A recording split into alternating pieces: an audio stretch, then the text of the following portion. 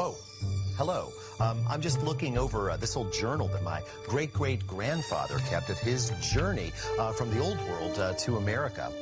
He was a cook like me, and his last days in London were very, very odd indeed. Now, he arrived from the north on a foggy evening in 1850, and being famished and not well funded, he entered a small pie shop down on Fleet Street.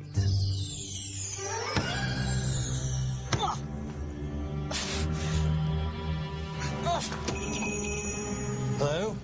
A customer. Oh, you're closed. I apologize. I'll come back some other time. We're open. Don't go. Yeah. All right. You just sit down right here, sir. Thank you. It's just, the place looks kind of empty. Right, here you go, sir. Best pie in the shop. Really? Extraordinary. Thank you, then.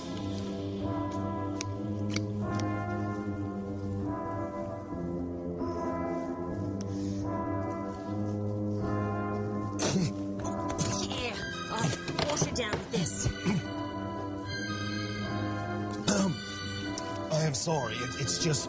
The worst pie in London, I know. I try, sir, but my skills are lacking. Exactly what kind of meat is that? You know, I don't remember, but it was fresh at the time, I assure you. Well, perhaps if you changed your spices and you cut up your meat a bit finer and used half the amount of fat in your Talk like crust. a cook, sir. Oh, I am a cook. I'm off to America soon. Oh, please, sir, if you could just delay your journey for a few days, I promise to be a most excellent student. No, I couldn't possibly. Oh, I've got a poor a ticket. widow, alone in the world. You'd be saving your life, you would. Yes, well, I'm afraid I... Oh, thank you, sir, No. thank you. Oh, No. I'm sure in no time No. at all, you'll be able to elevate my No. poor pies, too.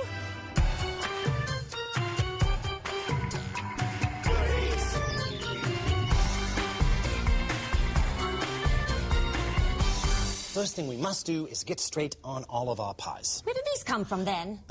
Shop just up the street. I see. Sorry. First, we have a pot pie, which is nothing but cut up meat, usually poultry, with some vegetables, a nice thick sauce, all topped off with dough and baked. Yes, that's exactly what I made you. Right. Next, minced meat pie. Minced meat pie really isn't meat at all. It's dried fruit, spices, nuts, a bit of beef suet to hold it all together, and then a crust or not. Now, over here, something really extraordinary. It's from France. These are Cape Breton pork pies. They're a great deal like the minced pie, only instead of the beef suet, they use pork fat instead. Oh, what's that one there? The standard cottage pie. Lovely, really. It's just a crust with a nice thick stew topped off with mashed potatoes and baked. Now, when I was up in the North Country, I concocted a new version of this that I like to call shepherd's pie. Not too many shepherds here in London.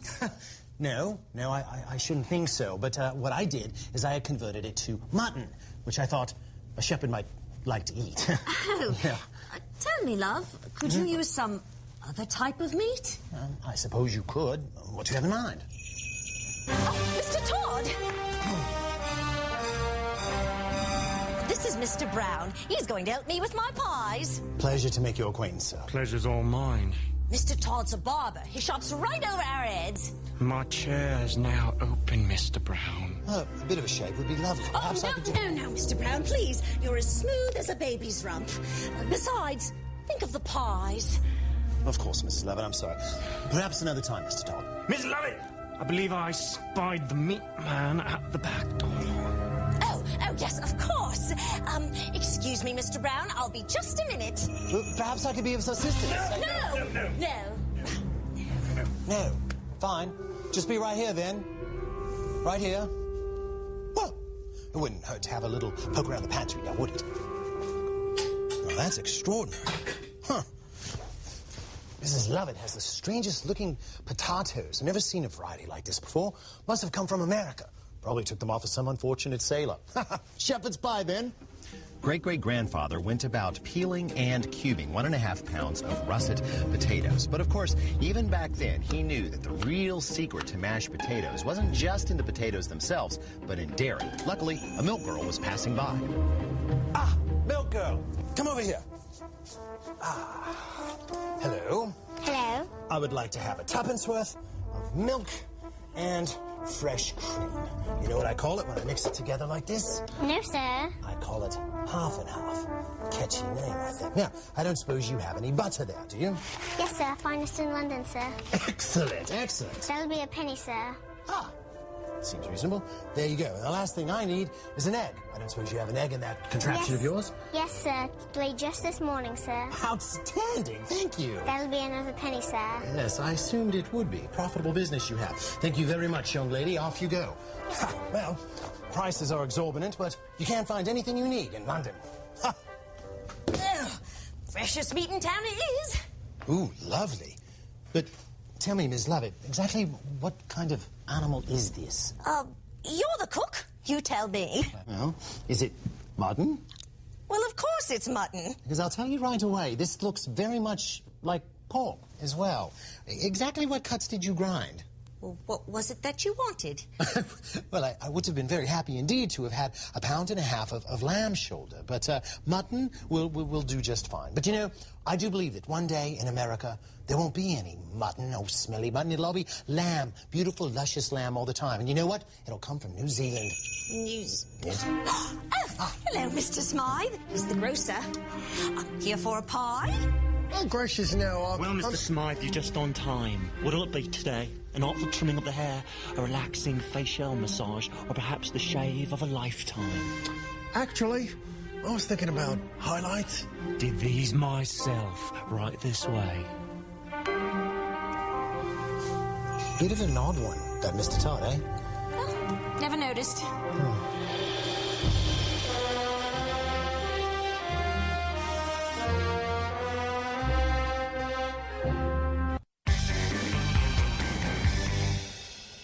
Now, Mrs. Levitt, as you can see, our potatoes have been simmering for about 15 minutes, and they are perfect. It is critical when you are cooking shepherd's pie that you not overcook your potatoes. Well, why not? I do it all the time. Yes, I know.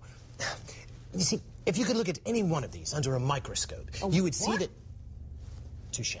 Let us just say, Mrs. Levitt, that each one of these pieces of potato are chock full of wee little capsules of a substance called starch. Now, these starches swell up when they cook, and that's a good thing. But if we overcook them, they overswell. And if they overswell, they explode. And if they explode, we end up with gluey, gummy potatoes. Now, here, toss that out for me, would you? Right, so I guess gluey is bad? Gluey is very bad indeed. Now, I think right over here, I've got my... I'm sorry, did you say something? No, nothing. Oh. What's that? Oh, this. Now, this is what I call a Vita-Whipperator. It's my new invention. Right, what's it do? Well, it whips. It whips things. Just, here, take it like this and turn it, and just have a go with those potatoes. Go ahead.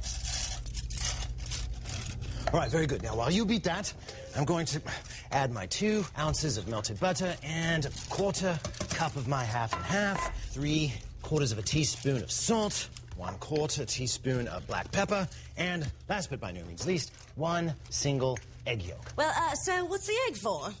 Well, it contains these things called aminos, at least I think, and they tend to help the binding of the potatoes, and they assist in the browning as well. Oh, don't you worry. My old oven can brown anything. Yes, that's called rust, Mrs. Levitt. Now, that's all fine and good. Good job. Let's cover that up while we turn our attention to the stew. Oh, I thought we was making shepherd's pie. The basis of which is always a simple mutton stew. You do know how to make a stew, don't you, Mrs. Levitt? Yes. Well, then, we're going to need a few things. We're going to have to chop up a cup's worth of onion. We'll need to dice 2 carrots. We'll need to mince 2 cloves of garlic. And then, of course, chop down 2 teaspoons of fresh rosemary and a teaspoon of thyme. Got it? Oh, well, I've got the onion. An onion? Oh, well, pity we don't have any money for a grocer, then. We don't need no grocer. Our friend was called away all sudden like and asked me to give you these vegetables, Mrs. Lovett. Oh, you're wonderful. I mean, he's wonderful. Oh, they are lovely. We're going to have to remember to send him a pie. So, Mrs. Levitt, do you have a big, sharp knife? That's what we're going to need to dispatch these. These are perfect. Like this? Gracious. Actually, I was hoping for something a little more... Shiny? Ooh, yeah. Allow me.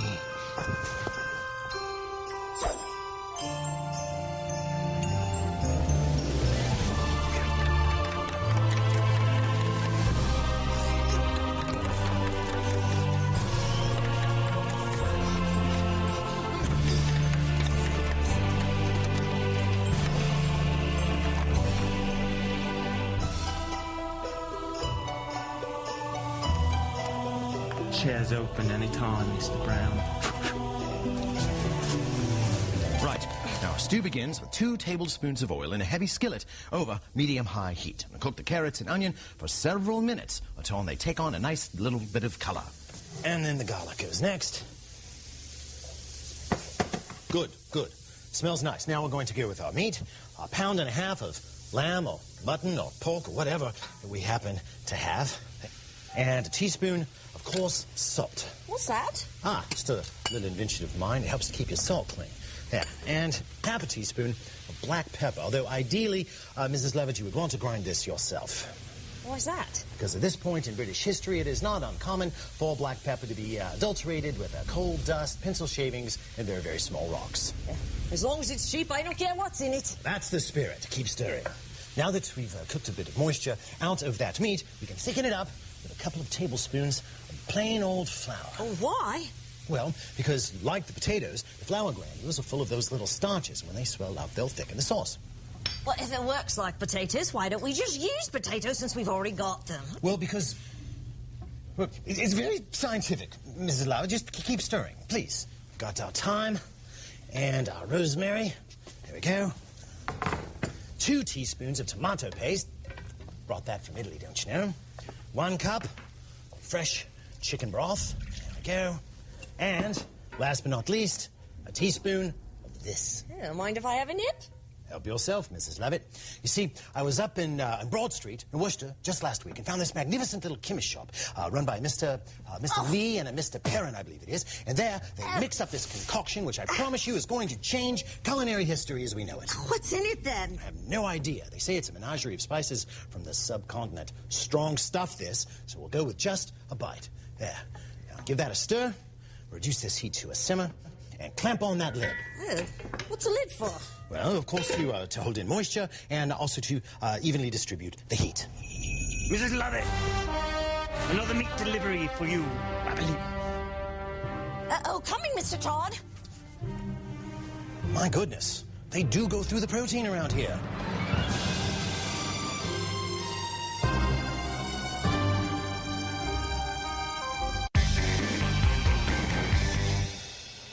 Oh, sorry it took me so long. That last bash was a bit tough. Wore out my grinding arm. No worries. As you can see, our sauce is thickened up. The meat's nice and tender. It's time to make any last-moment adjustments. Now, thanks to Mr. Smythe's largesse... And his generosity.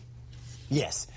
We have access now to a half cup of good green English peas, shelled, of course. Of course. And half a cup of corn, what the Americans like to call maize. Now, that's good. Time for us to add these potatoes. Now, it's very important that we have even coverage all across the pan. So we're going to kind of dollop this on. Just go around the edges, dollop, dollop there, all the way around, dollop. Now, all we have to do is smooth that out even. We'll use my new invention. I call it the spatula. After the Latin, of course, spata, which means a broad, flat tool. It's all Greek to me. Actually, the Greek word... Never mind. It is critically important, Mrs. Lovett, that we have a good, firm seal all the way around the outside of the pan. If we don't, when this goes into the oven, the filling will bubble up and make a terrible mess. Oh, you're a bit obsessed about the cleanliness, aren't you? Actually, I like to call it sanitation. Off to the oven we go. I'd say it's 25 minutes at 400 degrees. Feels right. Should do the trick. What have we here, Mrs. Lovett? Oh, it's a shepherd's pie, Mr. Todd. I wasn't aware we had any shepherd. He's such a joker.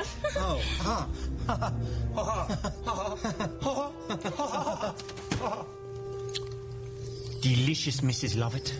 You outdid yourself this time. Why, thank you, Mr. Todd. I have to say, I could go for something sweet, like mincemeat.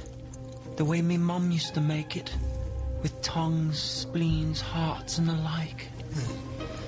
The mincemeat that you speak of, sir, of course, is our link back to medieval humble pie, although in modern days we don't use the bits and pieces of animal, rather just beef suet. Whatever. I must get to my 4 o'clock. He's dying for a trim. Mr. Todd, might I borrow one of your razors? Take it. I've got plenty. Thank you. Mrs. Levitt, go get your grinder.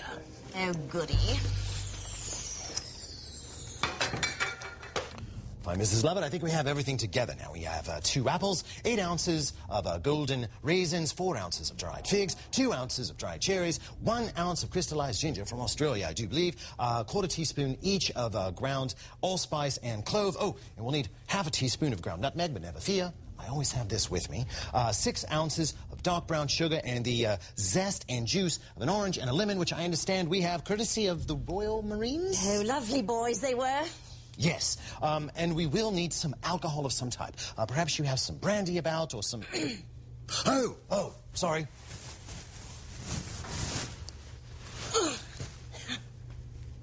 Yes.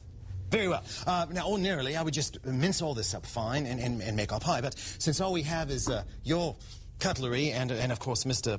Todd's razor, I think we'll roughly chop it and then send it through your ghastly grinders, which I feel certain was responsible for London's last plague. Oh, and of course, we're going to need 2 ounces of the fat from around the kidney of a cow, also known, of course, as suet. Like this. How did you possibly come I was up... just walking by when the delivery man dropped this. But how did he know that... Tuesday is always suet day. This is Wednesday. Then I shall file a complaint immediately. Mr. Todd, where's your 4 o'clock? All done. Just upstairs. Chilling. Cheers. Cheers. Chilling. That's a fascinating and strange thing to say. All right, Mrs. Levitt, let's grind on. Although my great-great-grandfather's recipe always said to simply roughly chop and run through a grinder, for you modern cooks, I do want to say that if you don't want to grind like this, you can run it through a food processor. Just don't turn it into paste. Excellent job, Mrs. Levitt. Now, all we have to do is add our remaining ingredients. We have, of course, our brown sugar, which will go right in. There we go. Our spices, which we could have added to the grinder, but this is better.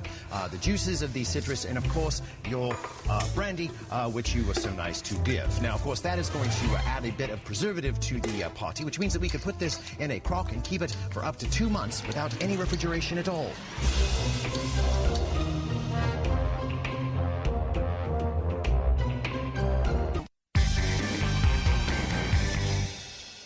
After reviving Mrs. Levitt, my great-great-grandfather showed her the family dough. It begins, of course, with 12 ounces of flour, then 1.5 ounces of sugar, a teaspoon of salt, there you go, 2.5 ounces of yellow cornmeal. Once that is stirred together thoroughly, of course, comes 8 ounces of cold butter.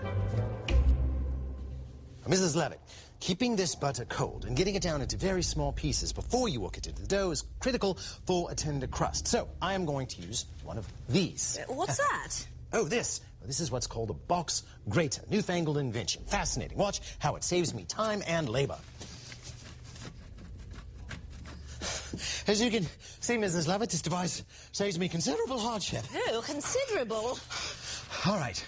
That'll be enough of that. Now, we will knead in the butter with our fingertips just till it looks rather crumbly. Then we'll add 2 ounces of cold apple cider and bring the dough together. Now, if it's a bit shabby, we'll add just a little bit more cold liquid. Some water will do, and form that into a disc. There. Now, we'll wrap this up in a little bit of oil paper and let it just sit in a cool place for 20 minutes. Wait, no pounding, no rolling, no cursing? Mrs. Levitt, contrary to popular British belief, food, in actuality, does not appreciate violence. Now, come on. 20 minutes later, great-great-grandfather divided the dough, as I have done so many times, into 4 pieces. Then without even using a rolling pin, just a little bit of flour, he pounded those out into nice thin rounds, dolloped some mincemeat right on the middle, and then folded the edges of the dough over the mincemeat to contain it nicely. He then had Mrs. Levitt add just a little bit of an egg wash around the edges for browning, and then, of course, very important, a little bit of sugar, mostly just around the dough. Very, very nice. They then positioned the pies 2 by 2 on parchment-lined sheet pans and baked for half an hour at 400 degrees.